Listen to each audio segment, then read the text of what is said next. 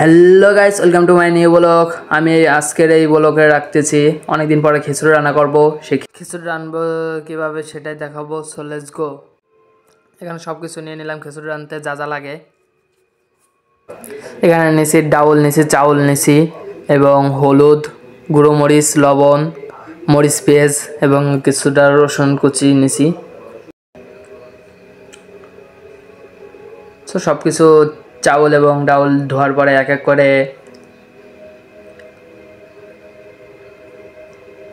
Pressure কুকারে সব কিছু ঢেলে দিলাম।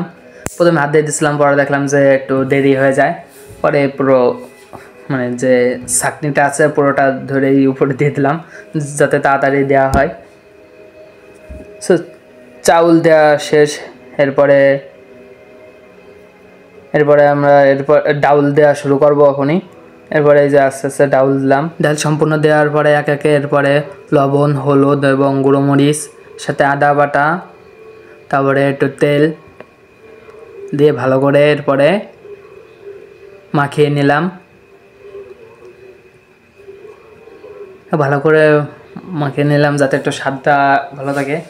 ডালের চালতে একটু ডাল মনে হয় আমার মতে ডালটা যদি একটু বেশি দেওয়া হয়, পরিমাণ অনুসারে একটু বেশি দিলে খেতে ভালো সুস্বাদু হয়। তাই আমি এবার আম্মু যেটুক দিয়েছে সেটুক দিয়ে রাঁধছি।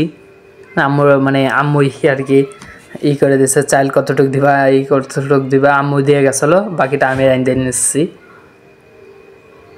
তারপরে মরিচ এবং পেঁয়াজ কুচি এবং সাথে ছোটো ছোটো রসুন কুচি ছিল,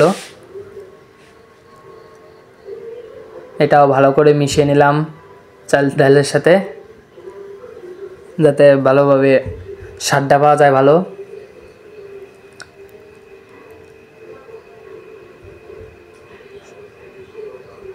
সো এরপরে এক এক করে পানি দিতে থাকলাম। সব মিলে 4 মগ পানি দিলাম। প্রথমে একটু শর্ট পড়ে গেছিলো বলে অল্প অল্প দিয়েছিলাম, পরবর্তীতে মিলে 4 মগ দিছি। পানি মোটামুটি এই অনুসারে দিলে একটু হালকা একটু বেশি দেবেন বা একটু কম দেবেন, আপনাদের ইচ্ছা। তারপরে এটা ঢেকে নিলাম। ঢাকার পরে জালটা জ্বালাই দিলাম।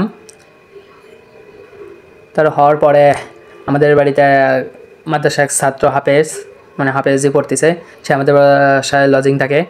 সো তারা দেওয়ার সময় সে একটু আগে আমি খাই এলো, আরও পরে আমি খাই এলো, খাওয়া দাওয়া করি আরও অনেক পরে। সো তাকে দেওয়ার জন্য উঠে দিলাম। সে বলল যে এর যে ঘ্রাণটা হয়েছে সে অনেক সুন্দর হয়েছে ঘ্রাণটা। তাকে বললাম যে খাইয়ে দেখ কেমন হয়েছে। সে বলে যে অনেক ভালো হয়েছে।